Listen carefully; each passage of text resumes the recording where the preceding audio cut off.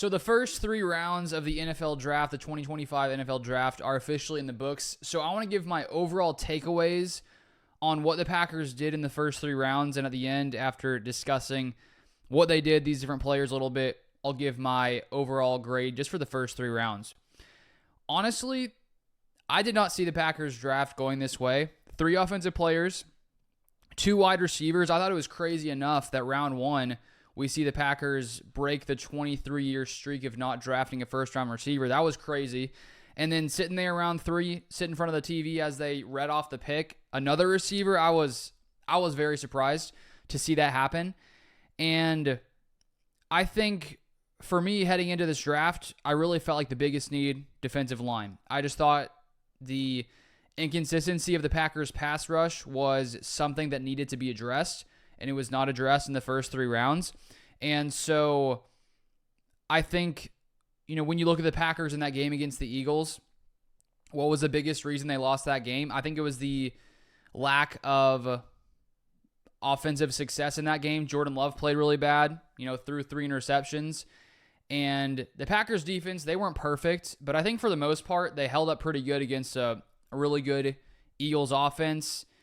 And I think I would say that the majority of the blame went to the Packers offense in my mind. And so maybe that's what Gutekunst is thinking as he looks at this draft, that he really feels like the Packers need to bolster this offensive unit, because the Packers defense, they were the 6th best scoring defense in the league last season. The offense was, top 10 as well. But all 3 of these guys, helping Jordan Love, 2 receivers to help Jordan Love, an offensive lineman to help Jordan Love after already, signing Aaron Banks in the offseason. And so the Packers go Matthew Golden at 23, tackle Anthony Belton at 54 in round 2, North Carolina State. And then they just selected Savion Williams, wide receiver from TCU. And so my thing here, looking at the receiver position, it really does make you wonder, what Brian Gutekunst and the Packers are really thinking about Christian Watson and Romeo Doubs, because the fact that they're both going to be free agents after this season, and then you see Gutekunst draft 2 receivers in the first 3 rounds, I don't think that bodes very well for, I would most likely say, Christian Watson. I just think because of his ACL injury, the fact that he may not be back till November, Mark Murphy discussed that earlier today. I would say if I had to guess, when it came down to Doubs or Watson, who would be back next year, I'd probably say Doubs at this point, because Matthew Golden, he doesn't have that size of Watson, but he has that speed, 4.29 speed, first-round wide receiver. He's a guy who just gets open all the time. Gutekunst talked about it earlier today or last night, just his ability to create separation and on third downs, just getting open really quickly. He has great hands, great, at the catch point. So Golden already, he's going to make this Packers offense that much better, and so you already had depth there in round 1. And then in round 3 to get Savion Williams from TCU, he's just someone who can do a lot of different things. You can line him up in the backfield. You can, throw a lot of screens to him. He's just insanely talented, very good when it comes to yards after the catch, breaks a ton of tackles. He's huge, 6'4", 220. So when you look at those 2 receivers, you get 2, I'd say, pretty different receiver types. Matthew Golden, a little smaller, 5'11", and then Savion Williams, 6'4". Matthew Golden seems to be overall a more, I'd say, polished receiver. And then Williams is a guy that LaFleur can use in a ton of different ways in the backfield. TCU seemingly used him a lot with screens. So just getting the ball in his hands, he can just do a lot after the catch. And so I assume the Packers will use him a lot in that area. And then we'll sort of see how he develops and what he can do just as a normal receiver as well, because I was watching some highlights before this, and you go watch his highlights. He's a guy that is going to be very, very fun to watch. And so honestly, for this draft, just the excitement level, the fun level, very, very high. Now, looking at needs, I don't know if I'd say I'm concerned, but I do wonder what the Packers' plan is going to be. Looking at the defensive line, I think at edge rusher, Gutekunst did talk about how later on in the season, the Packers were playing a little bit better on the edge. They were a little bit more consistent, but I think all in all, they were close to 22nd in pressure rate at the end of the year. And so I'm still a little concerned about this pass rush and the fact that there was no guys selected in the first 3 rounds. I think that maybe shows you the confidence Gutekunst has in some of these guys taking steps forward. Hopefully Lucas Van Ness can show more going into year 3. Brenton Cox was playing really, really good football. And then looking at the interior of the D-line, it just seems somewhat thin to me. You have Kenny Clark, who's, didn't have the greatest year last year. You got Devontae Wyatt, who I think is really solid. You got Colby Wooden as well, Carl Brooks, and then TJ Slayton was gone. And so I'm just surprised to not see them address that in any way in the first 3 rounds. That was surprising to me. I thought we at least would have seen one. I mean, I thought the first 2 rounds we'd see an edge or a interior defensive lineman, and we did not. I thought I thought corner was going to be the position selected round 1. I said, Revel was going to go. That obviously did not happen. I think the Cowboys ended up getting him. He looks like he's going to be a solid player. So no corner either. Makes you wonder, is Jaire going to be back? I've been saying I don't think he's going to be back. I did hear Gutekunst say that he really liked how Carrington Valentine and Keyshawn Nixon were playing outside at the end of the year. And then, of course, you have Nate Hobbs coming in as well. So that I was just surprised to not see any defensive players selected in the first 3 rounds. And then, looking at Anthony Belton round 2 tackle, he's massive, 6'6". I did see the Packers VP had an interview a little bit after the pick, and he said that Belton can play tackle, Belton can play guard. And it did look like most, draft experts had him more as a 3rd round guy, more in the 90s as opposed to 54. So you could see this potentially just based on those, the overall consensus as a reach. But we don't know what the Packers, where they had him ranked. Clearly they had him ranked higher than a lot of these other draft experts. And as I said in the video reacting to Anthony Belton being selected, I really do trust the Packers and their evaluation when it comes to offensive linemen. We've seen them consistently find talented offensive linemen after round 1. Zach Tom has become one of the best tackles in the NFL, drafted in round 4.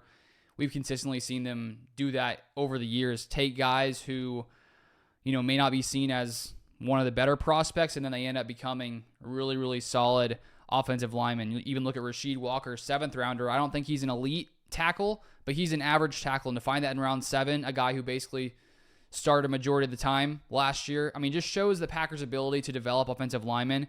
And so the fact that they're willing to take him round 2 shows me how much confidence they have in him. And now it does make you wonder, what this offensive line is going to look like in 2025 going into the future, because last year they take Jordan Morgan round 1. Now they take Anthony Belton round 2. They sign Aaron Banks in the offseason for a pretty sizable amount of money. And so the good thing here from this draft so far is that the Packers offense is pretty stacked. And I think at receiver, with Dobbs and Watson becoming free agents after next year, there are some questions there. What are they going to do? Are they going to go for a veteran? What's going to happen? But they have fully solved that problem. We'll see what happens with Williams and Matthew Golden in 2025, because how those guys play will definitely affect what the Packers do as well with Christian Watson and Dobbs. Clearly how they play as well will factor in. And it also does make you wonder, you think of the injuries of Dobbs and the concussions. Are they concerned about that? Are they concerned that if Romeo Dobbs gets another concussion, that maybe that could be something that really hinders him in the future because of the concussions he suffered last year? That could be the case. And because I did not see them taking 2 receivers in the first 3 rounds, I thought maybe one in the first 3 rounds. I thought maybe a receiver round 2 or 3 potentially, but to go round 1 and 3, I'm not upset at all. I'm honestly pretty excited, because I think, getting weapons like this and just sort of imagining what they're going to be like in this Packers offense, it's going to be fun to watch this Packers offense with Golden out there, Savion Williams in the backfield like this. Based on what I thought would happen, I would say that this is I'm just getting really intrigued as to what this Packers offense is going to look like. I assume Matt LaFleur is sitting back right now, just ready to get to work, ready to see what he can do with Williams in there, with Matthew Golden in there. It's going to be really fun to watch this Packers offense. And the offensive line is just very much loaded now with depth, with Rasheed Walker being a free agent after next year, Sean Ryan being a free agent after next year. Now you have Belton, who can play left tackle, or guard. You have Jordan Morgan, who can maybe play left tackle or guard. And I assume throughout training camp and the rest of the offseason, we'll sort of see where these guys play. Who's going to be that left tackle? Is it going to be Rasheed Walker? Is it going to be Anthony Belton? Is it going to be Jordan Morgan? Who's going to be the right guard? Is it going to be Belton? Is it going to be Morgan? Is it going to be Sean Ryan? There's so many guys here now who can play on the offensive line. And if there's an injury, the Packers have a ton of depth now. And heading into 2026, if they let Walker and Ryan go, I mean, they are pretty stacked here. And so I think that's one thing you always want to focus on, is having a solid offensive line. And the Packers are probably going to pay Zach Tom soon. Already paid Aaron Banks, already paying Elton Jenkins. So they needed to add some, adding Anthony Belton, you add some cheap talent there for the next few years. He'll be on that rookie deal, so you can sort of offset how much you're probably going to have to pay Zach Tom. So all in all, I'm pretty excited with these picks. Belton, I just trust the Packers' evaluation on offensive linemen. I trust just from what they've done consistently. And so just sort of thinking from what I thought was the biggest needs and what happened here, I would probably give this a B+. I probably would go more like an A- if the Packers got an edge rusher or defensive tackle in there, just because I think, I am curious what's going to happen there on the interior with TJ Slayton gone.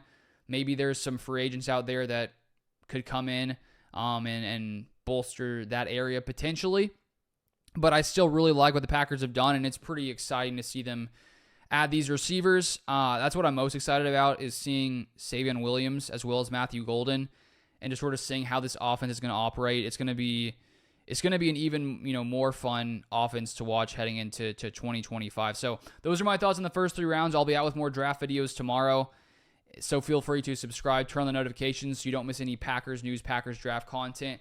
But thank you guys for watching as always. Feel free to let me know your thoughts in the comment section down below, and I'll see you guys next time.